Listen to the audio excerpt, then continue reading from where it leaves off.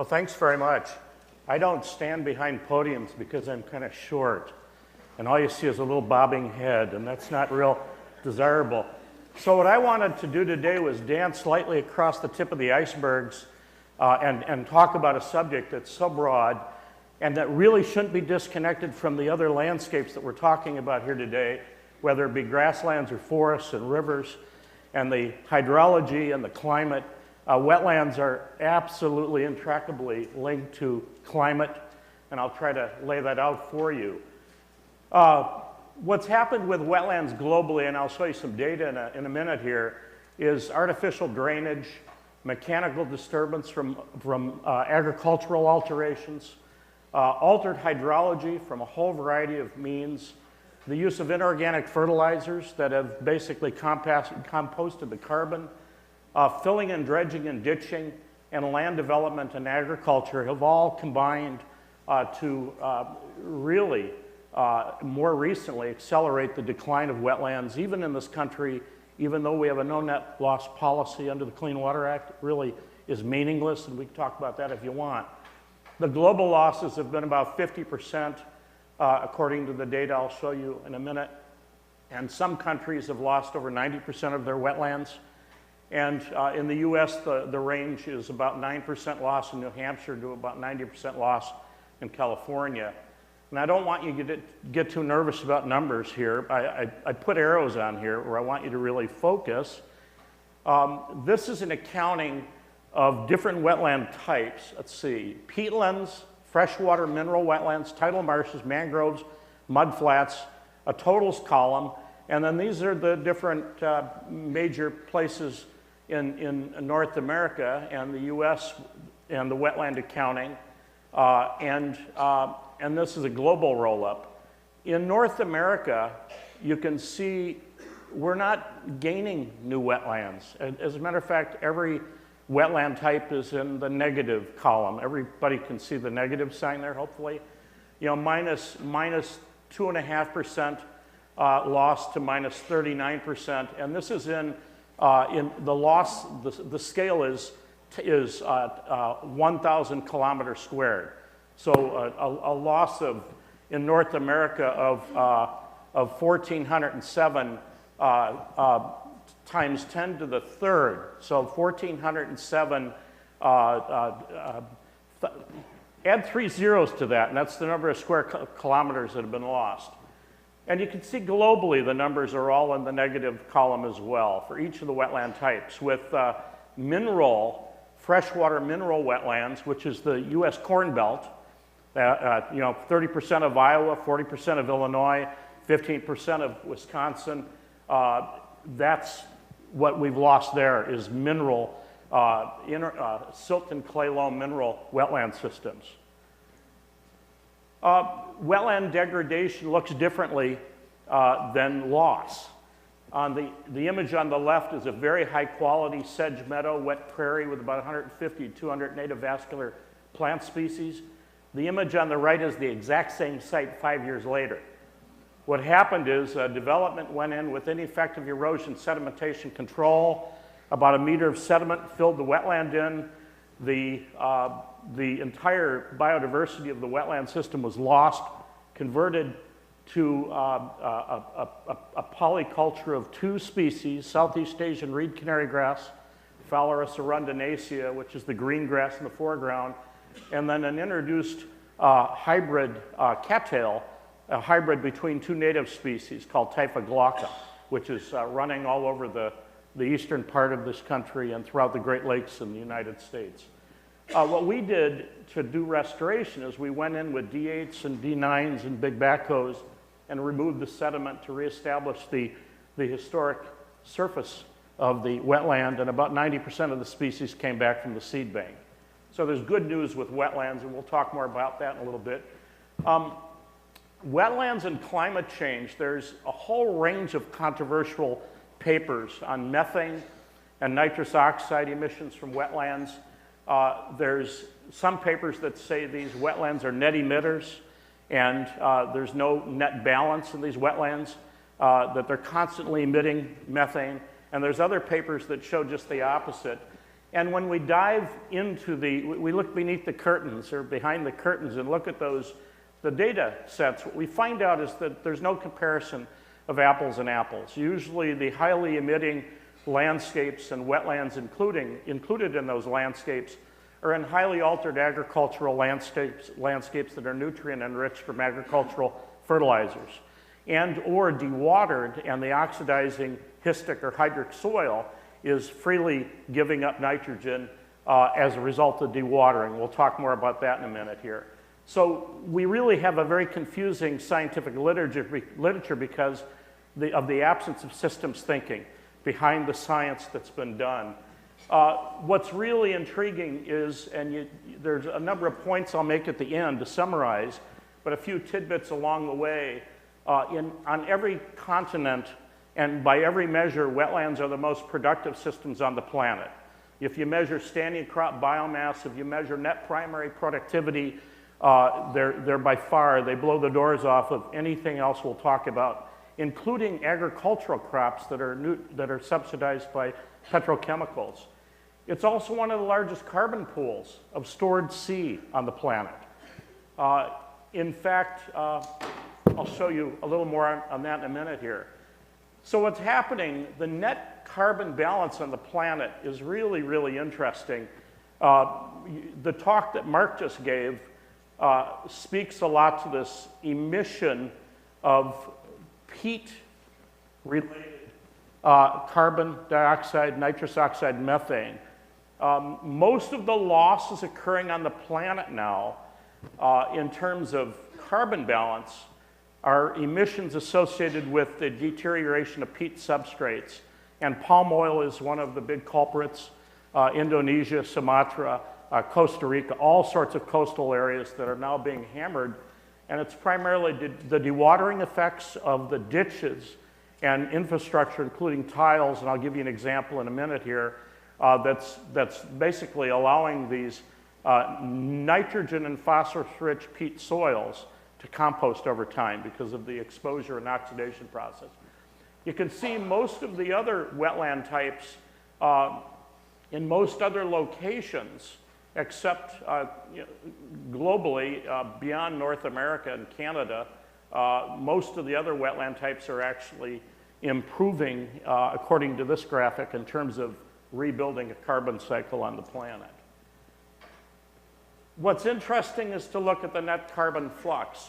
What amount of the carbon being emitted from wetlands of different types is positive or negative. And what you see here is about what we just talked about, is globally, the peatland type soils are contributing large quantities, very large quantities of greenhouse gas emissions, primarily because of the deterioration and the agricultural uses. You'll see, using this analysis, most of the wetland types are also globally and in North America contributing. The negative means there's an emission being created and it's not being offset. What we've learned, just to use the United States as an example, this is a map of the distribution of carbon in substrates. And it turns out that most of the blue, hopefully you can see blue and dark blue, and you can see green and dark green. Most of those high carbon containing soils are wetland soils or historic wetland soils that are now used for agriculture that are not called wetlands anymore. They're called corn and soybeans. But what we really have here and what we live on, our whole agricultural base, at least our industrial cropping, not our grazing base, is based on primarily these soil systems that were created in saturated or inundated conditions and are called wetlands.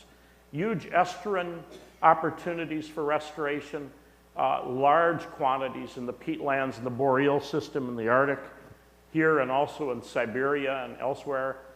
Huge quantities of carbon in the Midwestern agricultural crop belt, and large freshwater and brackish and saltwater deposits of carbon in this country, every place from Chesapeake Bay to coastal Gulf area, huge quantities. What's interesting also is wetlands have the highest soil carbon accrual rates. If you look at the sequestration rates here, and I don't want to bore you, but anything that pounds, 4 to 5 tons of C per hectare into the ground annually is really a producer, or 5 to 6 or 7 tons. Anything that pounds 16 to 19 to 20 tons per hectare of CO2 equivalent per hectare per year is blowing the doors off of most of what we do in forestry and most of what we do in our grazing lands.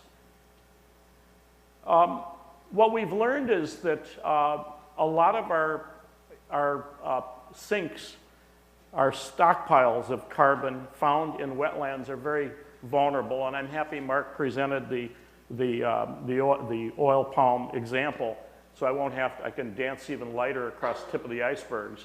What we've learned is that this is incredibly fragile, incredibly vulnerable, and it's a huge quantity of emissions that we're not really even paying attention to.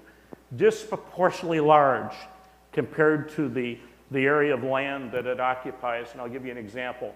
Resaturating peat substrates to reduce the oxidation and greenhouse gas release is critical, especially in fire-prone ecosystems. So here's an example of about 600,000 acres of land called the Pocosin Wetlands in coastal North Carolina. I've had the honor and pleasure of working with Dr. Kurt Richardson and others at the Duke Wetland Science Center trying to understand how to restore Pocosins. Pocosins are amazing. They're primarily woody material accumulations with graminoid and herbaceous plant peats. And they might be anywhere from 1 meter to 25 meters deep and be solid, basically, 50 to 70% carbon at that depth. And what's happening, here's a fact for you. Peatlands occupy about 3% of the global terrestrial surface, yet they contain, depending upon how you measure it, as much as 33% of the Earth's soil carbon pool. So if we don't pay attention to wetlands, which means we have to pay attention to watersheds, we have to pay attention to water, because wetlands are wet land, we need water.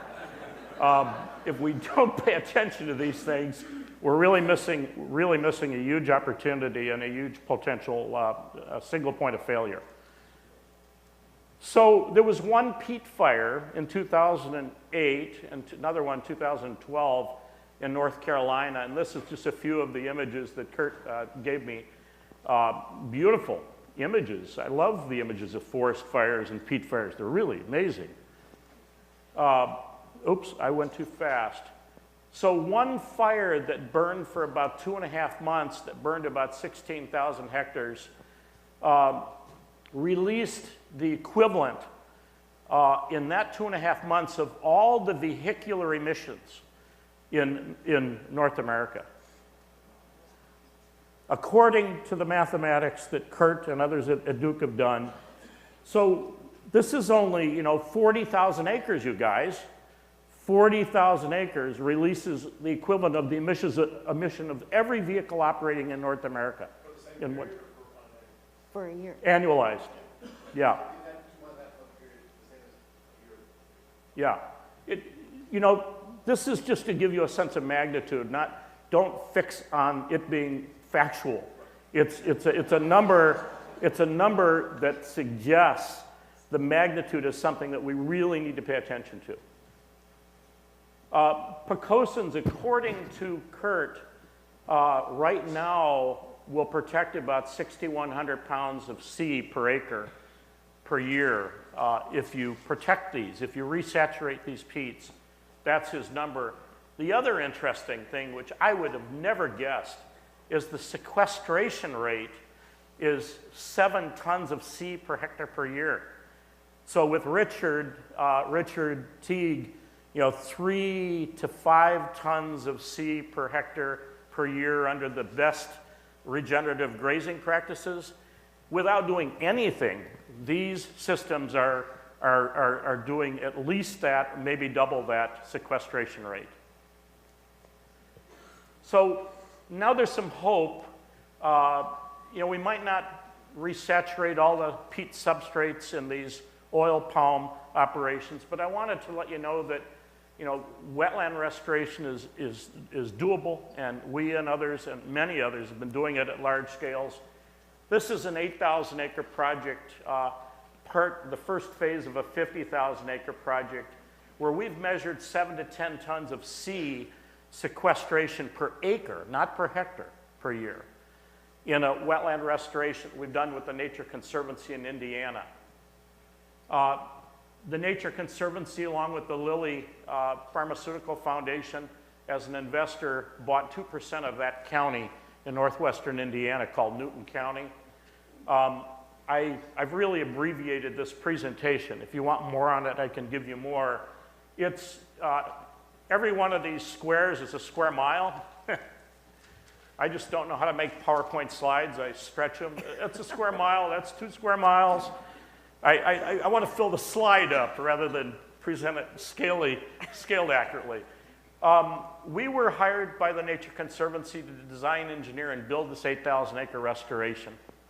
And the first thing we did was analyze what was occurring on the land, and I'll give you some of the high points. What you see in this slide in the center are all the legal drainage ditches that occupy this landscape. This is an old wetland system that's been completely dewatered and used for agriculture purposes. This is the tile system under 1 square mile, that center square mile. So underground plumbing that dewaters brings the piezometric surface down so that the farmers can get into the land early enough and grow crops on it and get a crop off. There was, on average, 30,000 lineal feet of tile per acre on this piece of property. There were 3 layers of tiles, with the most recent being the lowest layer. The top layers failed, and they added new modern tiles. The land has subsided nearly 60 centimeters. The oxidation of the carbon in this landscape has resulted in subsidence. So basically, I forgot to point it out, what we did with them, and this is a very conceptual graphic, we put a restoration plan together emulating what was there historically, trying to bring pieces of what we could bring back without damaging neighboring farms that rely on the same shared drainage, ditching, and infrastructure. And we bulldozed the ditches that we control. We bulldozed them closed. That backfilled the tile systems, so the tile systems didn't self-scour, and they became dysfunctional. And then we ran over the land with this machine I call a Jesus Christ machine. It has, I'm just about at the right height, 8-foot-high tires that are about 6 feet wide, and it literally walks on water. And it's 200 feet wide. Every 48 seconds, we were seeding an acre of land with native local genetic seed stock we and high school students picked from local remnants of wetland and wet prairie. And that was used as primary seeding mechanism for seeding this large landscape. Now this project, in part, was designed to bring back the whooping crane. The whooping crane has this huge black hole in the Corn Belt. It leaves wonderful Wisconsin following that ultralight, like about 3 weeks ago, and then it hits all of Illinois and Iowa and places it flies over, and it's a black hole. Key points to leave with you guys. Wetlands have high recovery rates, fast recovery rates, and they have very high climate mitigation benefits. Wetland degradation, 50 to 90% losses is a serious issue even with our no net loss policies. There's multiple co-benefits, the water holding capacity, significant downstream flood damage reduction. Of the 21,750 species of vertebrates and plants in North America, about 40% of them rely on wetlands at some point in their life cycle phase, and most of the threatened and endangered species in North America and planetary rely on these And a global program of restoration and protection is seriously needed now, and I'll just shut up and leave it at that.